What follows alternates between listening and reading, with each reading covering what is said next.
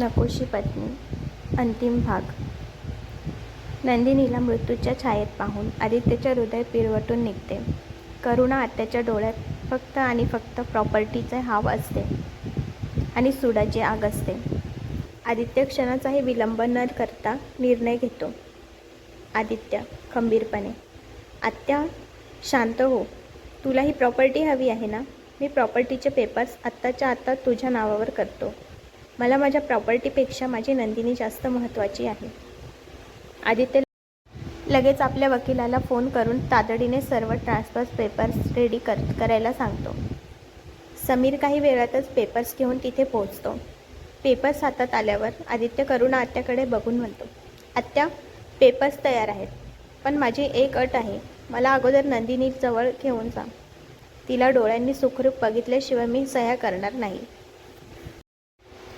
करुणा आत्याला आता श्रीमंतीचे वेध लागले होते. त्यामुळे ती आदित्यला त्या अंधाऱ्या खोलीत घेऊन जाते, जिथे नंदिनीला खुर्चीला दोरीने बांधून ठेवले होते. नंदिनीची ती अवस्था पाहून आदित्य खूप इमोशनल होतो. त्याला नंदिनीसाठी खूप वाईट वाटतं. नंदिनीच्या डोळ्यातून घळाघळा अश्रू वाहत होते. आदित्यला तिथे बघताच ती जोरात ओरडते, आदित्यजी, का आलात तुम्ही इथे? आणि या पेपर्सवर चुकूनही सह्या करू नका. तुमच्यासाठी ही प्रॉपर्टी खूप महत्त्वाची आहे.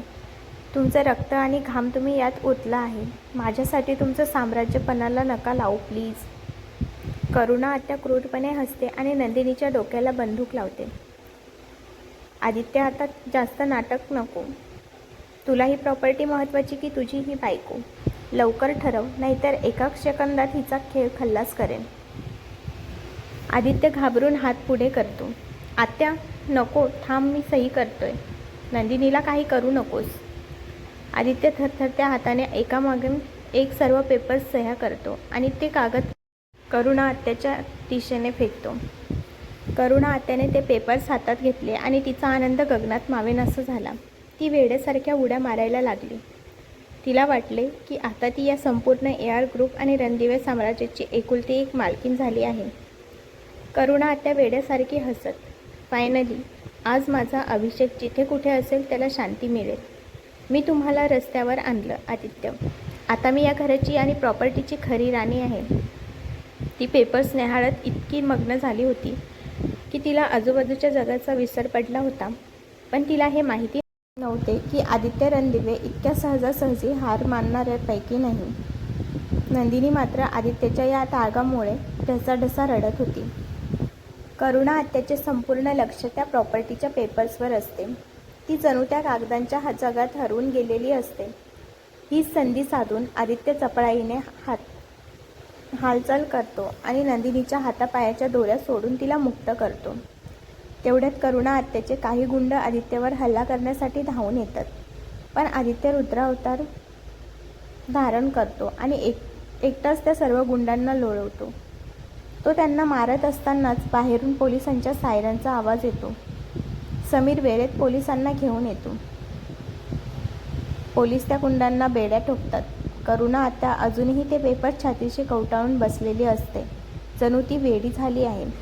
पोलीस तिला पकडतात आणि सानिका चपळाईने तिच्या हातातील ते पेपर्स हिसकावून घेते. करुणा आत्या वेड्यासारखी ओरडते, माझे पेपर्स, माझी प्रॉपर्टी, मला सोडा. कोणालाही सोडणार नाही मी. आदित्य तिच्याकडे बघून उपरोधिकपणे हसतो आणि म्हणतो, आत्या, तुला काय वाटले? तू मला इतकं कच्चं समजतेस? मी माझ्या कष्टाचं साम्राज्य तुझ्यासारख्या कपटीबाईच्या नावावर सहज करेन. मी इथे येण्याआधीच समीरला पोलिसांना कळवायला सांगितलं होतं आणि माझं लाईव्ह लोकेशन सेंड केलं होतं. हे सर्व पेपर्स फेक आहेत.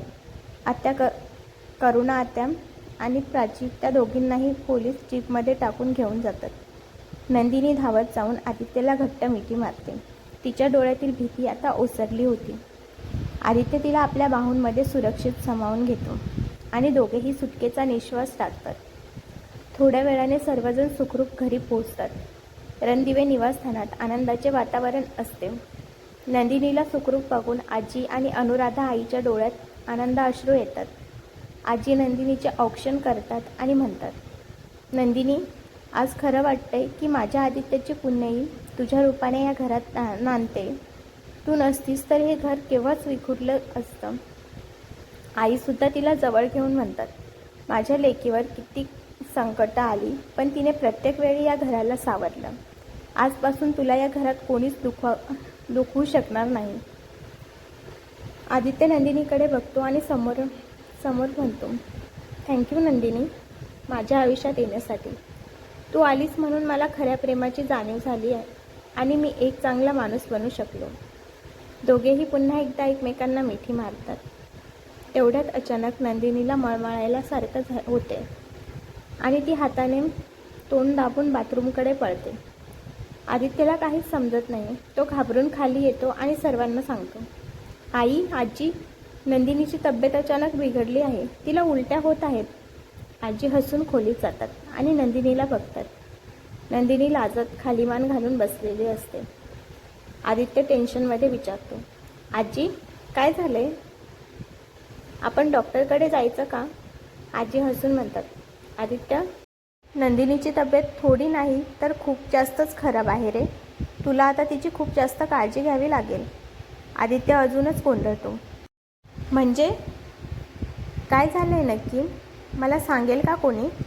तेव्हा अनुराधा आई आनंदाने ओरडतात, अरे वेड्या, तू बाबा होणार आहेस आणि आपली नंदिनी आई होणार. हे ऐकताच आदित्यच्या चेहऱ्यावर एक मोठी स्माईल येते.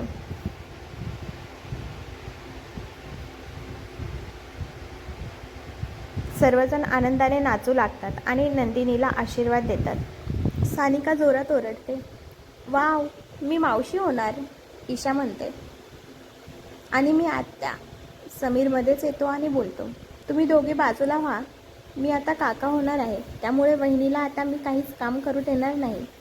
सर्वजण बाहेर गेल्यावर आदित्य नंदिनीजवळ येतो आणि तिचा हात हातात घेऊन म्हणतो, थँक्यू नंदिनी, तू मला किती खुश करणार आहेस अजून. नंदिनी लाजून त्याच्या छातीवर डोकं ठेवते आणि म्हणते, कॉंग्रॅच्युलेशन्स आपल्या दोघांना. आणि आदित्यजी, तुम्हाला पण थँक्यू. मला हे आई होण्याचं सुख तुमच्यामुळेच मिळत आहे आणि आता मला आयुष्यात का आणखी काहीच नको आहे. जेवढं देवाने दिलं आहे ते खूप आहे माझ्यासाठी. तुमच्यासारखा नवरा जो स्वतःपेक्षा जास्त प्रेम करतो माझ्यावर, आणि इतकी गोड फॅमिली, सर्व जीव वळून टाकतात माझ्यावर. दोघं एकमेकांच्या मिठीत एकमेकांना फील करत असतात. 3 वर्षानंतर रणदिवे निवासस्थानाच्या गार्डनमध्ये एक छोटी गोड परी धावत असते आणि नंदिनी तिच्या मागे जेवणाचं ताट घेऊन पळत असते. परी ग, किती पळवशील आईला? थांब, शेवटचा घास घे बाळा, नंदिनी म्हणते. तेवढ्यात आदित्य ऑफिसमधून येतो आणि ती छोटी परी धावत जाऊन त्याच्या पायाला बिलगते आणि त्यांच्या मागे लपते. ती बोबड्या बोलत म्हणते, बाबा बघा ना, आई मला बळजबरी भरवते, मला नाही करायचं जेवण. आदित्य तिला कडेवर घेतो आणि म्हणतो, हो का, माझ्या प्रिन्सेसला जेवण नाही करायचं? पण बाळा, जेवण नाही केलं तर तू माझ्यासारखी स्ट्रॉंग कशी होणार? चल, मी भरवतो तुला. ती छोटी परी, जो हुबेहूब आदित्यच्या आणि नंदिनीसारखी दिसते, ती म्हणते, ठीक आहे बाबा, मी तुमच्या हातून खाईन, पण तुम्ही आईला पण भरवा. आदित्य हसतो आणि नंदिनीला सुद्धा आपल्या हाताने भरवतो. नंदिनी मिश्किलपणे म्हणते, बघा हा आदित्यजी, ही मुलगी सेम तुमच्यासारखीच जिद्दी झाली आहे. माझं कधीच ऐकत नाही. तिला प्रत्येक गोष्टीत तिचे बाबाच लागतात. आदित्य खोडकरपणे म्हणतो, ओ हो, कोणाला तरी जेलसी होते. माझी मुलगी आहे तर माझ्यासारखीच असणार ना? आदित्य नंदिनीला मागून मिठी मारतो आणि तिच्या गालावर किस करतो. नंदिनी लाजत म्हणते, आदित्यजी, काय करताय? आपली 3 वर्षाची मुलगी आहे समोर. कोणी बघितलं तर काय विचार करतील? आदित्य हसून म्हणतो, कोणी काहीही विचार करू दे. तू माझी बायको आहेस आणि मी तुझ्यावर असंच प्रेम करत राहणार. आता समीर आणि सानिकाचेही लग्न झाले असते आणि ते दोघेही खूप सुखात असतात. ईशासुद्धा आता गरोदर असते आणि लवकरच तिच्या घरीही छोटा पाहुणा येणार असतो. आजी आणि आजोबा सुरेशची परीचे खूप लाड करत असतात. ती संपूर्ण घराची लाडकी असते. एकेकाळी नकोशी वाटणारी पत्नी आज या घराची सर्वात हवीशी व्यक्ती आणि घराची लक्ष्मी बनली होती. सुखाचा हा वेल असाच गगनाला भिडला होता. तर मित्र आणि मैत्रिणींनो, कसा वाटला आदित्य नंदिनीच्या कथेचा हा अंतिम भाग मला कमेंटमध्ये नक्की सांगा. आणि अशाच नवीन आणि इंटरेस्टिंग कथा ऐकण्यासाठी माझ्या चॅनलला आत्ता सबस्क्राईब करा आणि बेल आयकॉनवर क्लिक करा, म्हणजे माझ्या कथेचे नवीन भाग तुमच्यापर्यंत पोहोचण्यास मदत होईल. धन्यवाद.